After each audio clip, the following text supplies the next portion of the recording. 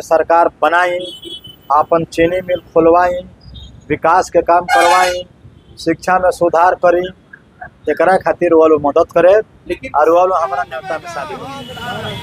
अरे आपका बटन कहाँ दबेगा? अरे हमारा प्रत्याशी कैसा हो? हमारा प्रत्याशी कैसा हो? ठीक है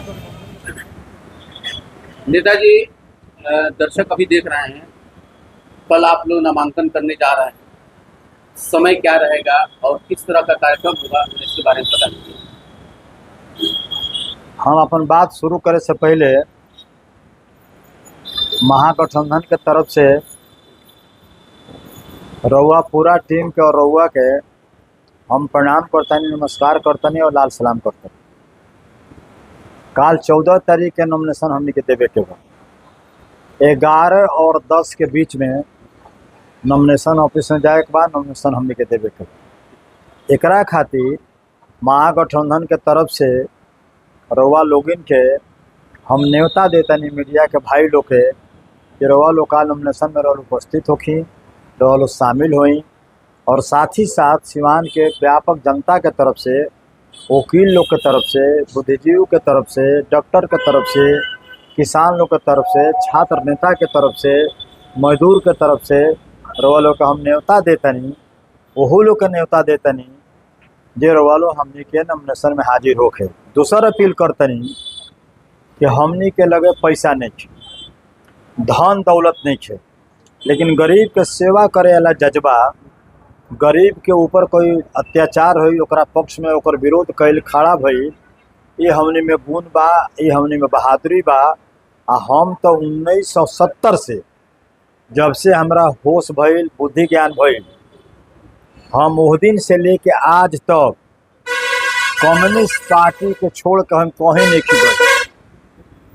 दुनिया कहीं जाओ, हमारा दुनिया से पटीदारी नहीं है, लेकिन हम हमेशा गरीब के सेवा में, जुल्म के खिलाफ, अत्याचार के खिलाफ, महंगाई के खिलाफ, अपहरण के खिलाफ, गुंडागर्दी के खिलाफ हमेशा कम्युनिस्ट पार्टी आवाज़ में रहल, आज भी आवाज़ में बिया।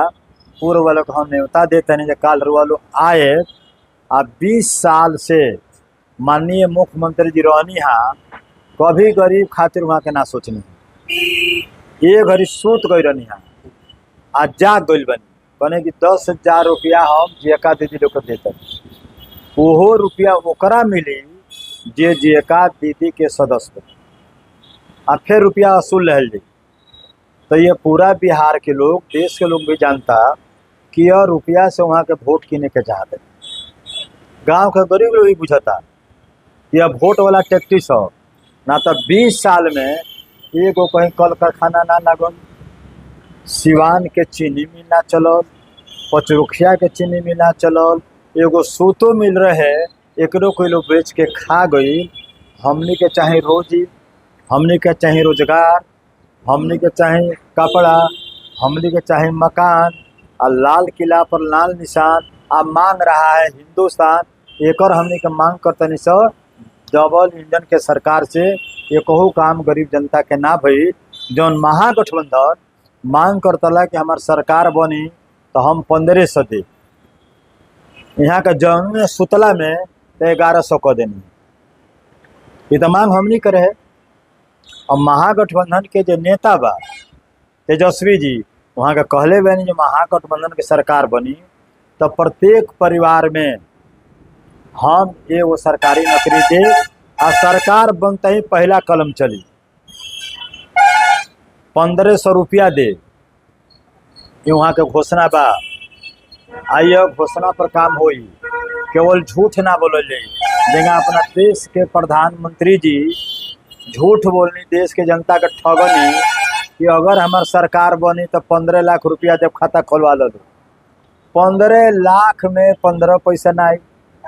2 करोड़ नौजवान के नौकरी दे, 10 गो के ना मिलो। अब लालू जी के जितना ही लोग शिकायत करे, लेकिन लालू जी जब रहनी चीफ मिनिस्टर या रेल मंत्री तो 2 गो बिहार में कारखाना खुलवा देनी, बेलागंज, रेल चक्का, मधुपुरा। लेकिन माननीय मुख्यमंत्री जब 20 साल से कुंडली मार के जब बैठल बा गद्दी पर पेट फुला के वो तो कुछ हमने के बिहार के ना दे, बिहार से ले नहीं आ देनी हमने के कुछ ना। ऐसे हमने के पूरा बिहार से महागठबंधन के तरफ से सिवान के तरफ से रोवालो से अपील करतनी, सिवान के तमाम जनता से अपील करतनी, बुद्धिजीवी से अपील करतनी कि रोवालो महागठबंधन के सरकार बनाई, अपन चीनी मिल खोलवाई, विकास के काम करवाई, शिक्षा में सुधार करी, एकरा खातिर वो लोग मदद करे लेकिन और वो लोग हमारा न्योता में शामिल हो गए। लेकिन विधायक जी एक बात अभी सामने आ रहा है, जो सत्ता पक्ष इस बात को कह रही है कि जो नौकरी का घोषणा किया गया है ये झूठ और फरेब बनाया जा रहा है। आखिर हर परिवार को ये नौकरी देंगे कहाँ से, किस जगह नौकरी देंगे, इसके बारे में अब चर्चा चल रही है, तो इसके बारे में आपको क्या कहें? अब रउआ से का कही, हम बोल देते हमरा के फांसी ना लगा देबो, तो जे कहता ओकरा से पूछो कि हमने के देश के प्रधानमंत्री का कह के बननी, हर हर मोदी घर घर मोदी, कि अगर हम प्रधानमंत्री बननी, सत्ता हमरा हाथ में आई तो चुरा के लोग पैसा दे ले विदेश में, काला धन लिए आ प्रत्येक खाता पर 15 लाख रुपया डाल दी, 15 लाख में 15 पैसा आई आ 2 करोड़ नौजवान का नौकरी दे, कोई के नौकरी ना मिलो तो प्रधानमंत्री कोई नोटी दावता मुआवता, ऐसा बात तो नहीं है ना। हमने में उनका में फर्क बा। 17 महीना के सरकार में तेजस्वी जी के पावर में अला के बाद 5 लाख नौजवान का नौकरी मिलल, वो आज भी कायम बा। बीच में गठबंधन टूट गई, माननीय मुख्यमंत्री जी भाग गई नहीं, तो उनका से हमने के तुलना ना कल जाओ। लालू जी जब मुख्यमंत्री बननी बहुत सा लोग कहले का देले बड़े, का कहले बड़े, लालू जी दहले तो कोई ना देहल, अरे बोले के जवान, जहाँ लोग खटिया बना तो खटिया पर बैठे का अधिकार, वोट देवे के हिम्मत अगर कोई देहल तो वो बिहार के लालू प्रसाद जी देहनी। हमने के वोट देवे का अधिकार, भाषण देवे के आज़ादी, पढ़े का अधिकार अगर देश में कोई दिलवावल तो डॉक्टर भीमराव अंबेडकर जी दिवानी, जे आज भी हमने के बोले के वोट देवे के पावर बा। वो बात कहनी लाल किला पे लाल झंडा, तो अब तो आरएसएस के 100 साल पूरा हो गई और सिक्का भी जारी हो गई, आरएसएस के नाम से सिक्का भी जारी हो गई। तो रोल लड़ाई 100 वर्ष से लड़नी तो कुछ ना हासिल पाई, 100 वर्ष के मामला में आरएसएस की झंडा गाड़ दिया था, पेपर और उसका प्रतिक्रिया हो सकता। 1925 में कम्युनिस्ट पार्टी बनल और एक ही कम्युनिस्ट पार्टी रहे सीपीआई, भारतीय कम्युनिस्ट पार्टी। पक्ष विपक्ष में 2 दल रहे, कम्युनिस्ट पार्टी और कांग्रेस पार्टी, और 16 गो पहला बार चुनाव में 16 गो एमपी जीत के चल गए लोकसभा में। और यह पुराना नारा बा, हमने के सपना साकार हुई, जौन हमने के मांग बा कि लाल किला पर लाल निशान अब मांग रहा है हिंदुस्तान। अरे है 11 बरस से लाबरा और छूट के सरकार 11 ही साल लू बकिए का। और दुर्भाग्य बा कि हमने के देश के श्रीमती इंदिरा गांधी मर गई। इंदिरा गांधी जियत रहती तो भाजपा के खाता ना खोली, 2 गो एमपी से और कोई जीतत ना रहे।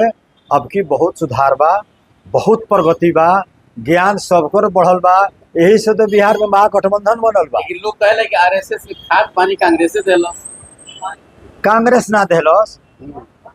हत्या जब भइल गांधी जी के तो आरएसएस पर बैन लगा देहल, गैर कानूनी घोषित कल गई।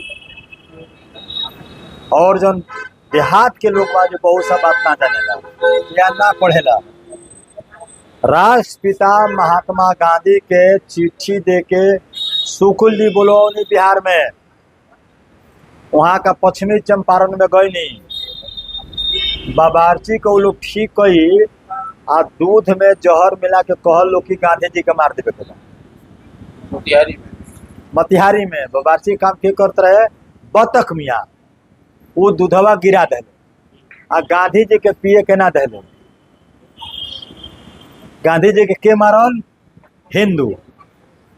बचाओ। बचावल के मुसलमान, लेकिन है नीचवा जो कह देते रहे हिंदू मुसलमान। हमनी को लोग ई बात नहीं के समझ पाओ, भरम के जाल में गुमराह कह देते रहे सो। जैसे नारा लागल कि हर हर मोदी, घर घर मोदी, कम हवा चलल, बहुत हवा चलल, लेकिन के पूछता मोदी जी से कि नौकरिया का भइल, रुपयावा का भइल, मिलल हमनी के आना मिले जाता।